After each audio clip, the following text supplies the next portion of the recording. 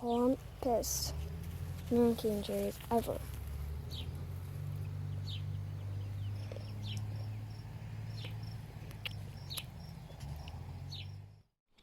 What are you doing? Huh?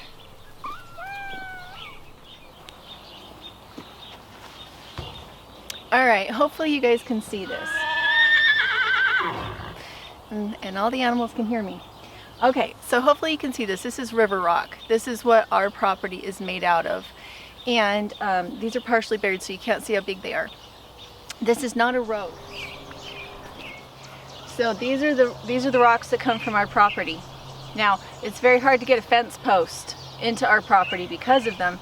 However, there are ways to make fence posts with these rocks. You use field fencing with chicken wire on the inside, and you can make your own fence posts. So this is one of the examples of the ways that I allow my property to take care of me by showing me what its abundant resources are, and it's just my job to figure out how to use them without wearing myself out.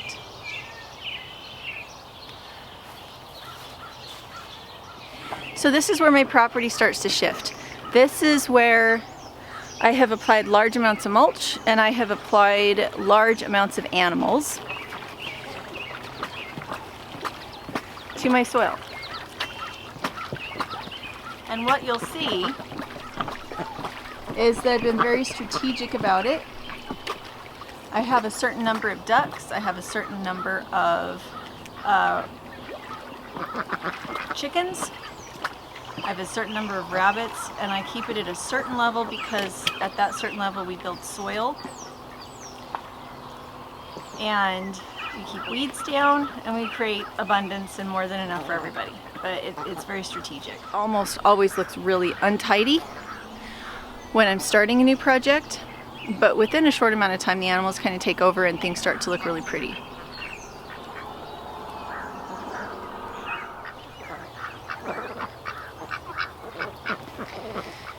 Anywhere that I have a lot of water, I need to have a lot of ducks. I can't just have a couple ducks. I need to have enough ducks that they can keep the weeds down. Because anywhere that I water, I'm going to have bindweed, I'm going to have grass, I'm going to have all sorts of weeds.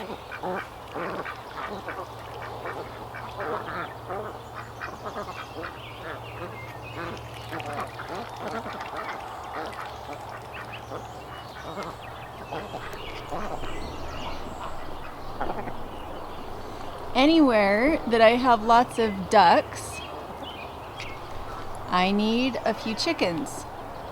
If I don't have a few chickens, then the ducks compact everything with their very webbed feet that go like this. The chickens need to come behind and go like this. Doesn't matter how much mulch you put down.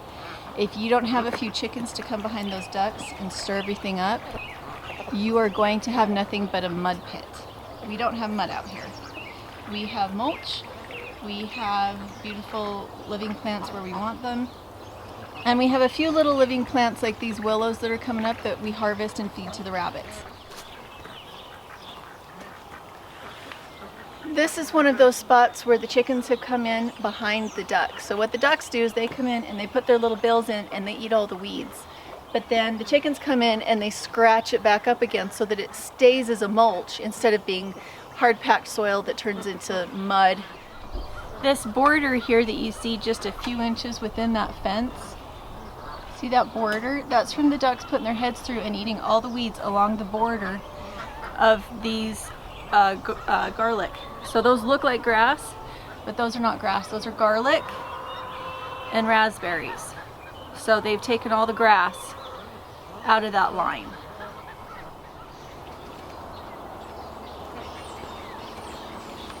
Okay, so these are my little pockets of permaculture, and what they are is they are aggressive growing plants in spots that are already weed free. The ducks had already removed all the weeds from this space before I planted these plants, and that's important because I'm not going to be able to get in and weed them after this. What I need to do is plant them thickly enough that no weeds can come in to compete. This one is gobo burdock. And then in the back we have raspberries.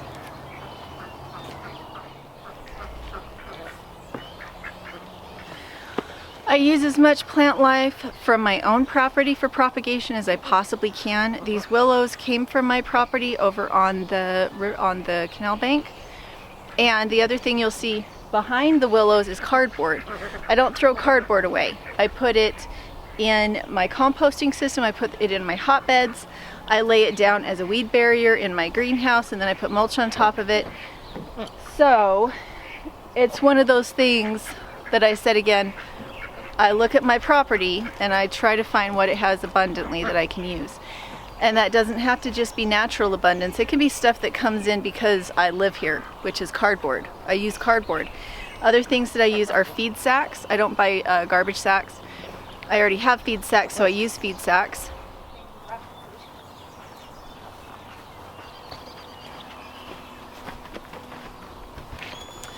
Alright, so this black soil is what I wanted to show you.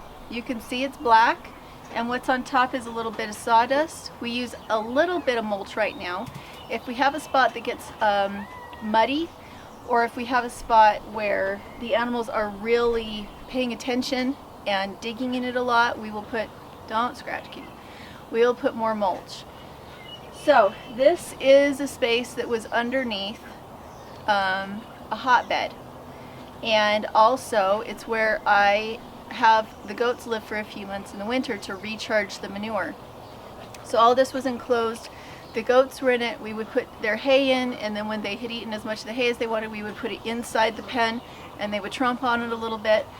So this is probably what you would call a lasagna garden. It's had manure and then carbon and then manure and then carbon in a more intense way than the rest of the property.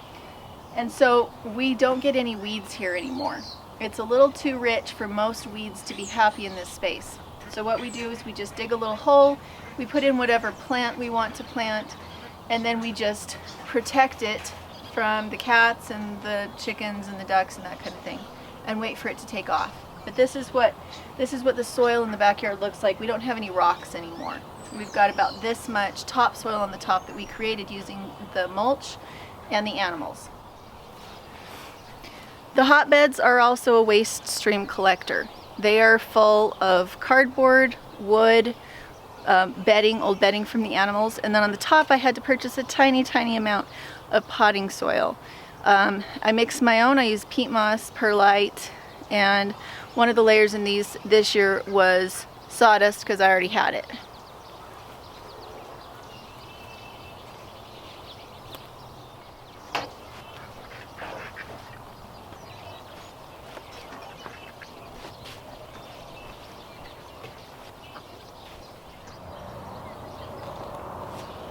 This is what the hotbed looks like when it's being built.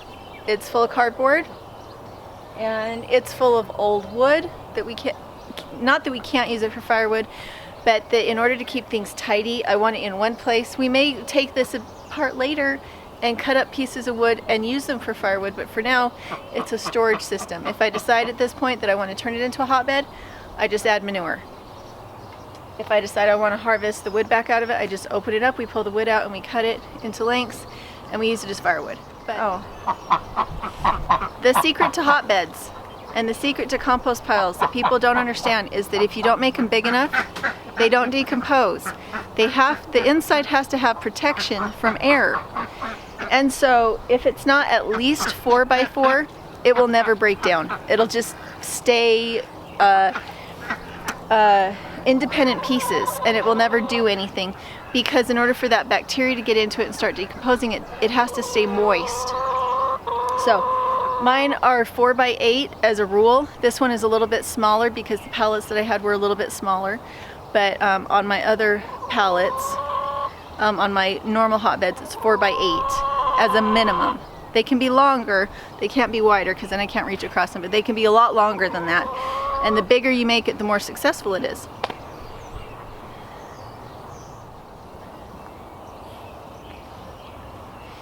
Here you can see our lovely crabapple.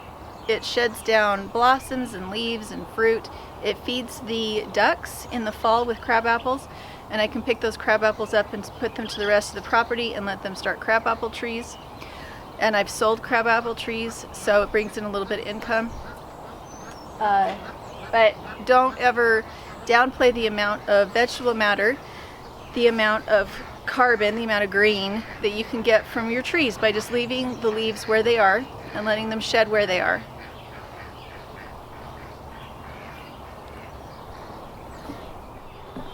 You okay? What did you do? Oh, I hate nail food on my hands. Oh, it's nasty, huh? Although, Hold on. what she'll do. I can't get it. Did you got it? Is she trying to eat the food off your hands? Yeah. Come on. She says, wait, I got some over here. I'll just get this. I don't want your nasty hands. Come on. She's a talker.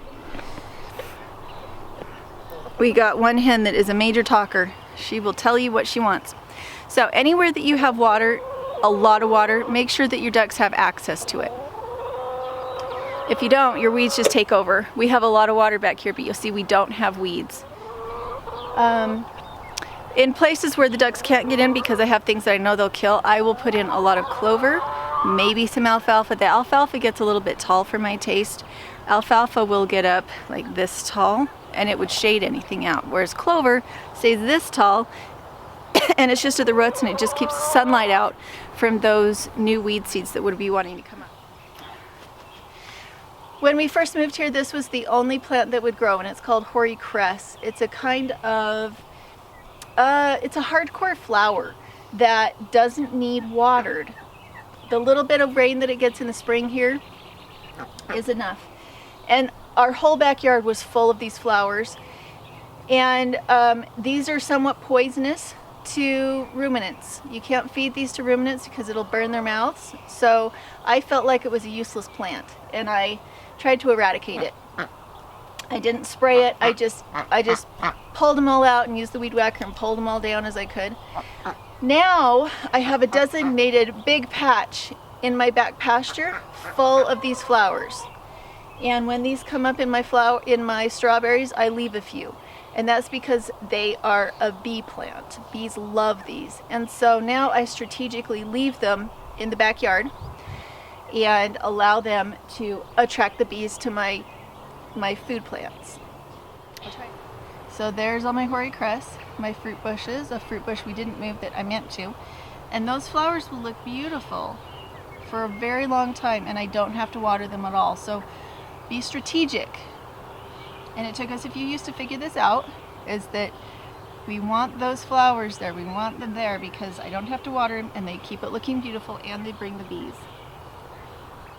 We found that horses graze our property a lot better than goats do because they don't eat the trees, but we have to bring the goats up here to keep the horse company, and that works a lot better. We do not own a lawnmower, by the way.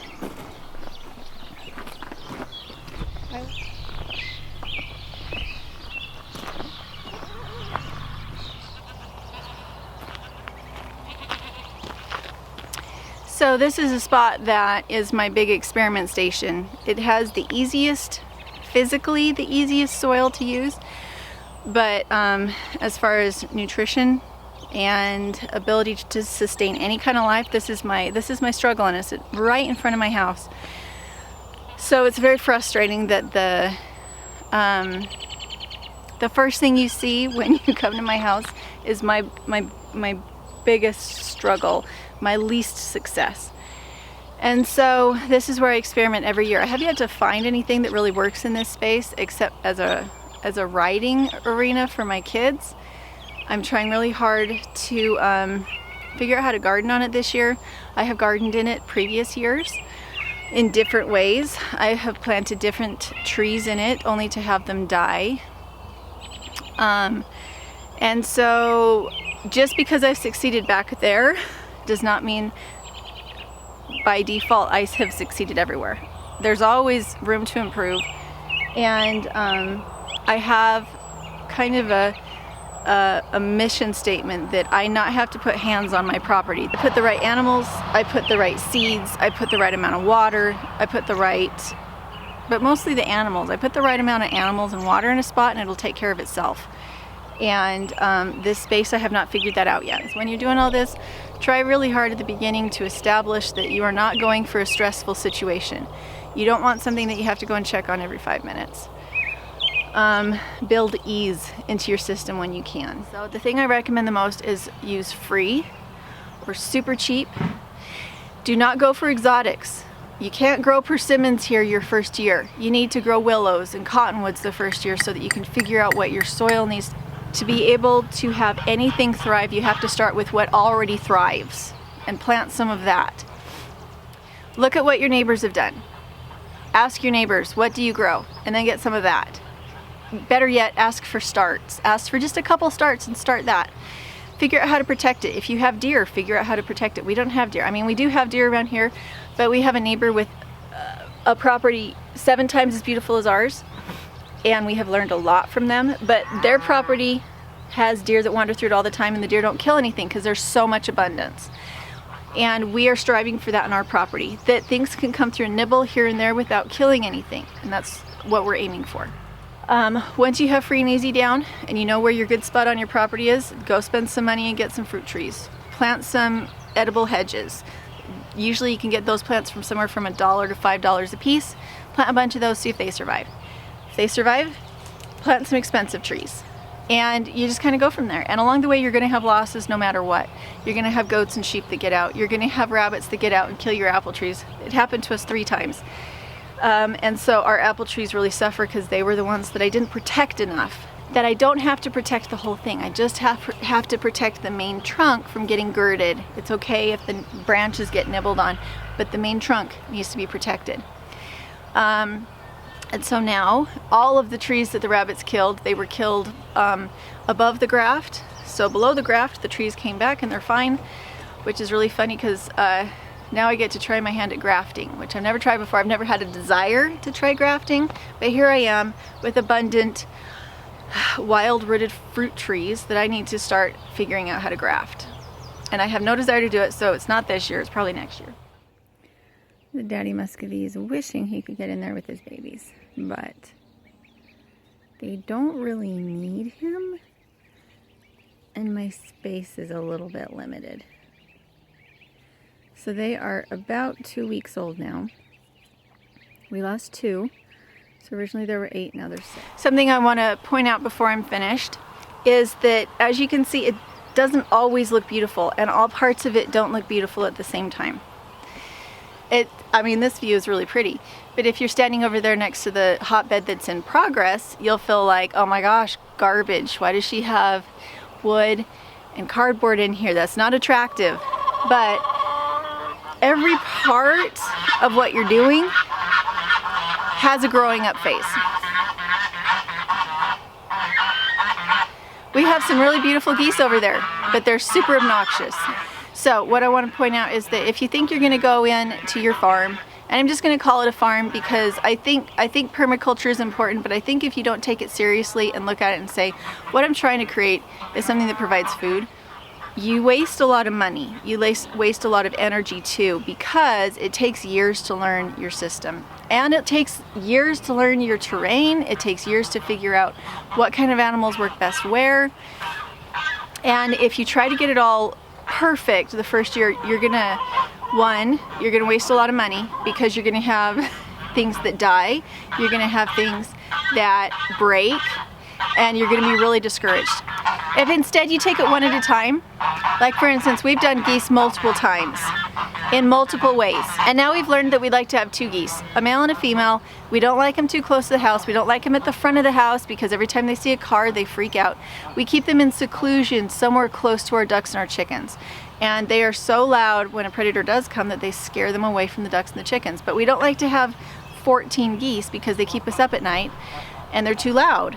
So 2 geese for us on our size of property with as many neighbors as we have and as much as we like to sleep at night.